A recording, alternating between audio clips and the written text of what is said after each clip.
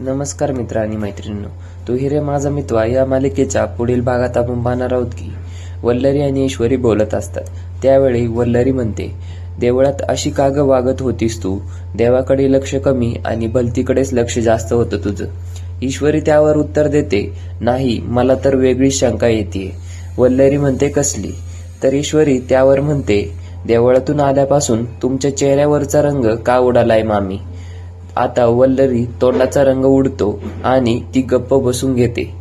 ती ईश्वरी बाळाला घेऊन अर्णवजवळ येऊन उभी राहते आणि अर्णवला म्हणते, मी पण आपलं नातं पुढं घेऊन जाण्याचा विचार करते. तर त्यावरती अर्णव उठून उभा राहतो आणि ईश्वरीला म्हणतो, मला तुझ्याबद्दल काहीच कंप्लेंट नाहीये. You are too good person. पण जोपर्यंत तुझी आई निर्दोष सिद्ध होत नाही तोपर्यंत आपलं नातं काही पुढे जाऊ शकत नाही. तर ईश्वरीच्या डोळ्यात हे ऐकून पाणी येतं. तुम्हाला काय वाटतं, ईश्वरीची आई निर्दोष सिद्ध होईल का आणि वल्लरी तिचा गेम हारेल का? हे तुम्ही नक्कीच मला कमेंट करून सांगा. धन्यवाद.